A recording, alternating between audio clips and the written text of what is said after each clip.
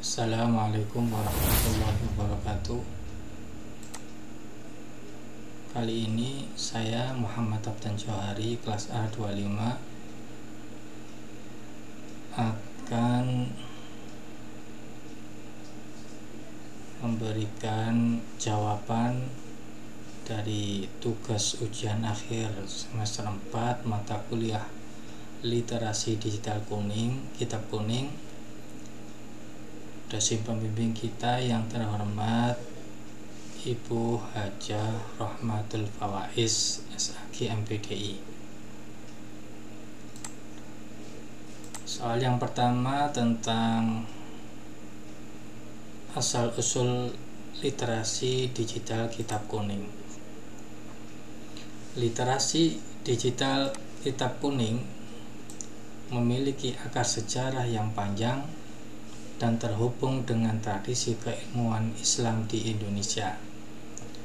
Tradisi ini diawali dengan penyebaran agama Islam oleh para ulama dan pedagang dari berbagai wilayah seperti Timur Tengah, India, dan Cina. Mereka membawa naskah-naskah Kitab Kuning yang berisi berbagai ilmu keislaman seperti ilmu fikih, ilmu tasawuf, tafsir Al-Quran, dan hadis. Naskah-naskah ini kemudian dipelajari dan dikaji oleh para santri di pesantren-pesantren yang didirikan di berbagai daerah di Indonesia. Seiring perkembangan zaman, muncullah kebutuhan untuk mengadaptasi tradisi literasi Kitab Kuning dengan era digital. Hal ini mendorong lahirnya literasi digital Kitab Kuning yang memanfaatkan teknologi informasi dan komunikasi untuk menyebarkan dan mempelajari ilmu-ilmu keislaman dari Kitab Kuning secara lebih luas dan mudah diakses.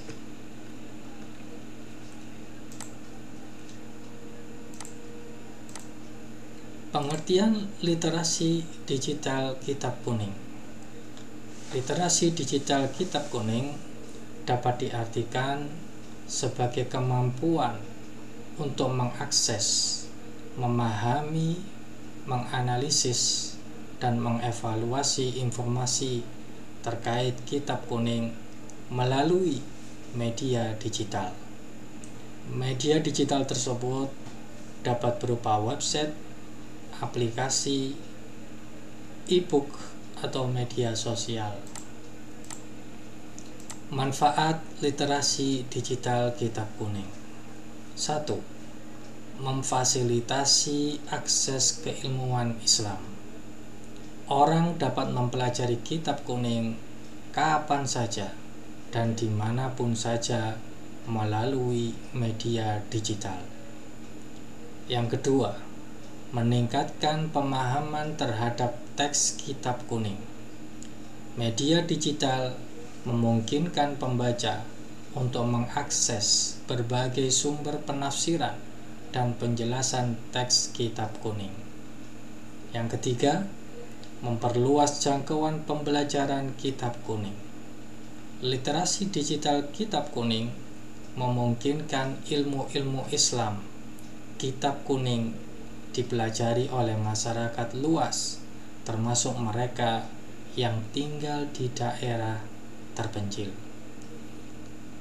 Manfaat selanjutnya adalah meningkatkan kualitas pembelajaran Kitab Kuning. Media digital dapat digunakan untuk membuat konten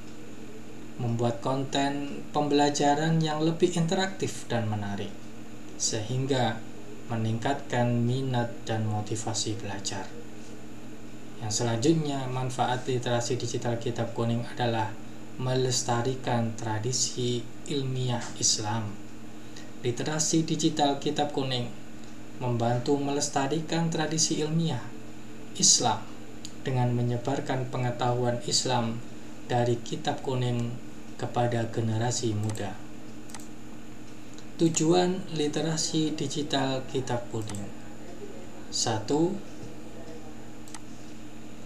Membangun masyarakat yang berilmu dan berkarakter.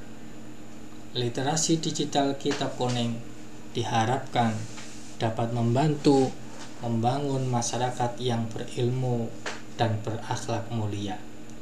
Kemudian yang kedua, tujuan literasi digital Kitab Kuning adalah meningkatkan pemahaman masyarakat tentang Islam. Literasi digital Kitab Kuning diharapkan dapat membantu masyarakat memahami Islam dengan lebih baik dan benar, serta menghindari dari hal-hal yang dilarang oleh Allah Subhanahu wa Ta'ala. Yang ketiga, yaitu penguatan nilai-nilai moral dan spiritual. Kitab Kuning mengandung banyak nilai moral dan nilai spiritual yang dapat menjadi pedoman hidup bagi masyarakat. Literasi digital Kitab Kuning diharapkan dapat membantu masyarakat mempraktekkan nilai-nilai keislaman dalam kehidupan. Soal yang kedua, tentang man arafa nafsahu arafa rabbahu. Asal dan sanad. Ungkapan ini dikaitkan dengan perkataan Imam Ali bin Abi Thalib, salah satu sahabat sekaligus menantu Nabi Muhammad SAW. Beberapa versi mengatakan bahwa ungkapan ini adalah perkataan Nabi Muhammad SAW. Sementara versi lain menyebutnya sebagai ucapan Imam Ali bin Abi Thalib. Meskipun terdapat perbedaan sanad, makna dan nilai yang terkandung dalam ungkapan ini tetap sama dan menjadi sumber inspirasi bagi banyak orang. Makna dan implikasinya. Ungkapan barang siapa mengenal dirinya sendiri, ia akan mengenal Rabb-nya, mengenal Allah. Tidak berarti bahwa kita dapat melihat atau memahami bentuk Allah secara langsung. Namun dengan memahami diri kita sendiri, kita dapat memahami sifat-sifat Allah yang tercermin dalam ciptaannya. Manusia diciptakan dengan potensi yang luar biasa, memiliki kecerdasan jiwa dan hati yang mampu menampung kebijaksanaan dan kasih sayang. Dengan menggali potensi ini, kita bisa merasakan kedekatan dengan Sang Pencipta Allah Subhanahu wa Ta'ala. Perjalanan menuju pemahaman diri. Perjalanan untuk mengenal diri sendiri bukanlah proses yang mudah dan instan. Dibutuhkan upaya, ketekunan, dan kesabaran untuk mengungkap tabir yang rumit. Beberapa langkah yang dapat diambil dalam perjalanan ini, yang pertama adalah introspeksi, melakukan refleksi diri untuk memahami kekuatan, kelemahan, dan motivasi yang mendasari tindakan dan perilaku. Kemudian kesadaran diri, mengenali sifat dan potensi yang dimiliki, baik positif maupun negatif. Kemudian pemurnian diri, berusaha untuk memperbaiki diri dengan menjauhi sifat-sifat tercela dan memperkuat sifat-sifat terpuji. Yang selanjutnya adalah penyatuan diri, yaitu mencapai kesalaran antara jiwa, kelarasan antara jiwa, tubuh, dan pikiran, dan merasakan kedamaian dan ketenangan dalam diri sendiri. Selanjutnya, soal yang ketiga tentang pengertian iman, Islam, dan ihsan. Iman merupakan keyakinan yang mendalam terhadap Allah Subhanahu wa Ta'ala, malaikat-malaikat Allah, kitab-kitab Allah, rasul-rasul Allah, hari akhir, dan qada dan qadar. Iman tertanam dalam hati dan diwujudkan dalam perbuatan. Kemudian yang kedua, Islam merupakan agama yang diturunkan Allah Subhanahu wa taala kepada Nabi Muhammad sallallahu alaihi wasallam sebagai pedoman hidup bagi kita manusia. Islam mengatur segala aspek kehidupan manusia, mulai dari akidah, ibadah, muamalah, hingga akhlak. Kemudian ihsan merupakan puncak dari keimanan dan keislaman. Ihsan berarti beribadah kepada Allah Subhanahu wa taala dengan penuh keikhlasan dan kecintaan, seolah-olah melihat Allah Subhanahu wa taala atau yakin bahwa Allah Subhanahu wa taala melihat kita. Hubungan iman, Islam, dan ihsan. Iman, Islam, dan ihsan saling berkaitan erat dan tidak dapat dipisahkan. Iman menjadi pondasi, Islam menjadi tatanan, dan ihsan menjadi puncak dari keduanya. Iman tanpa Islam bagaikan pohon tanpa akar, sedangkan Islam tanpa ihsan bagaikan pohon tanpa buah. Ihsan hanya dapat diraih oleh orang yang memiliki iman dan Islam yang kuat. Perjalanan menuju peradaban manusia.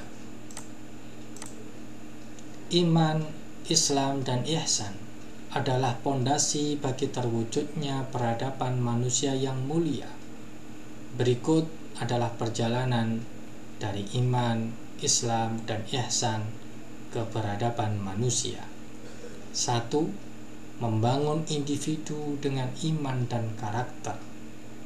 Iman dan Islam menanamkan nilai-nilai moral dan spiritual pada individu seperti kejujuran, keadilan, kasih sayang, dan tanggung jawab. Yang kedua, menerapkan syariat Islam dalam kehidupan.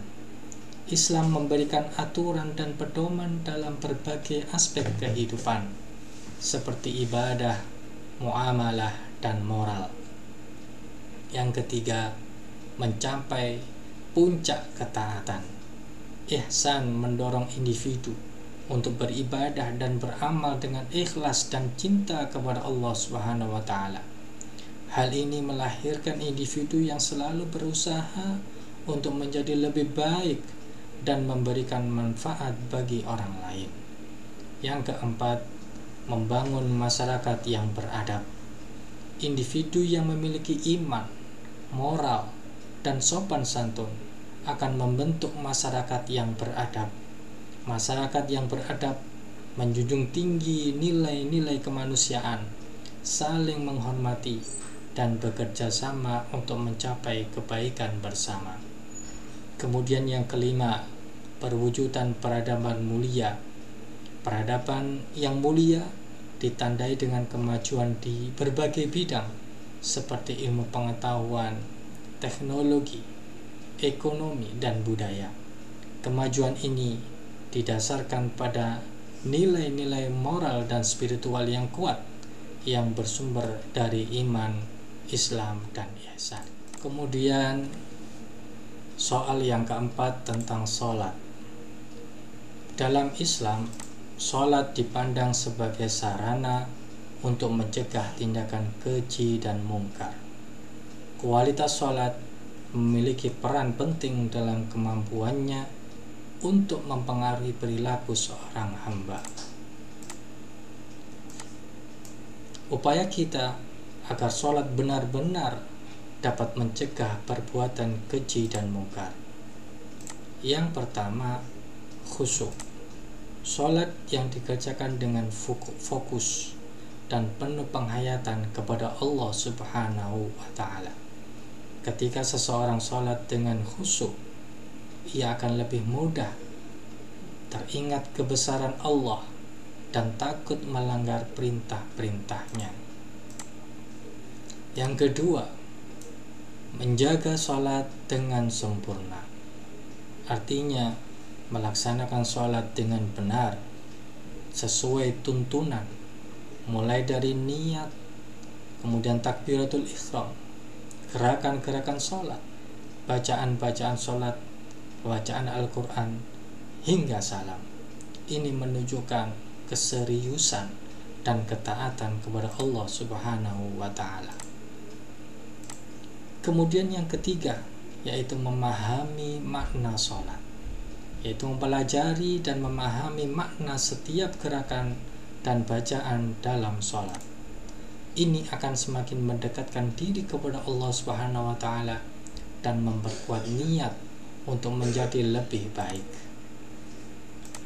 Yang keempat, menjadikan sholat sebagai pengingat. Sholat yang dikerjakan tidak hanya sekedar gerakan fisik, namun juga menjadi pengingat untuk selalu berbuat baik dan menjauhi kemungkaran. Yang kelima, penerapan dalam kehidupan. Sholat yang baik seharusnya membawa pengaruh positif dalam kehidupan sehari-hari. Seseorang yang rajin sholat akan terdorong untuk menjauhi perbuatan keji dan mungkar, serta semakin meningkatkan akhlak yang terpuji. Selanjutnya soal yang kelima, yaitu tentang akhlak dan adab. Definisi akhlak dan adab. Akhlak berasal dari bahasa Arab khalq, yang berarti penciptaan. Secara umum, akhlak diartikan sebagai sifat batin karakter atau budi pekerti yang melekat pada diri seseorang. Akhlak bisa berupa sifat terpuji atau mahmudah seperti jujur, adil, amanah, dan sabar, maupun sifat tercela yaitu mazmumah seperti sombong, iri, dan dengki. Kemudian definisi adab. Adab berasal dari bahasa Arab adab, yang berarti sopan santun atau tata krama. Adab merujuk pada bentuk luaran atau implementasi dari akhlak yang baik. Adab bisa berupa perilaku, tata krama, dan sopan santun dalam kehidupan sehari-hari, seperti menghormati orang tua, santun dalam berbicara, dan menjaga kebersihan. Perbedaan akhlak dan adab.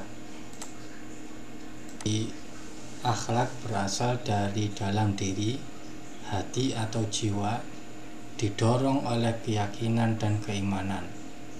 Sedangkan adab berasal dari luar diri, norma atau aturan, didorong oleh rasa hormat dan kepantasan. Dari sifatnya, akhlak bersifat menyeluruh, mencakup baik dan buruk. Sedangkan adab hanya berfokus pada perilaku baik saja. Sedangkan contohnya, kalau akhlak contohnya adalah jujur, berarti akhlak mahmudah. Kalau sombong, berarti akhlak mazmumah. Sedangkan contoh adab seperti menghormati orang tua, berbicara dengan santun, dan sebagainya. Ruang lingkup akhlak dan adab. Akhlak dan adab memiliki ruang lingkup yang luas dan mencakup berbagai aspek kehidupan, antara lain 1. Hablum minallah, yaitu hubungan dengan Allah Subhanahu wa Ta'ala. Akhlak, ikhlas, tawakal, syukur, ridho. Sedangkan adab menjaga sholat, berdoa, berpuasa. Yang kedua, hablum minan nas, hubungan dengan sesama manusia. Contohnya dari akhlak, yaitu jujur, adil, amanah, tolong menolong, serta pemaaf. Sedangkan contoh adab, menyapa, menghormati orang tua dan guru, bertetangga dengan baik, santun berbicara. Yang ketiga, hablum minan nafsi, hablum minal nafsi, yaitu hubungan dengan diri sendiri. Kalau akhlak seperti qanaah, mujahadah, menjaga kebersihan diri. Sedangkan adab menjaga kesehatan, berpakaian rapi, bertanggung jawab. Itulah yang bisa kami sampaikan. Mudah-mudahan jawaban yang kami berikan bisa benar-benar apa yang diinginkan oleh dosen kita. Kurang lebihnya kami mohon maaf. Assalamualaikum warahmatullahi wabarakatuh.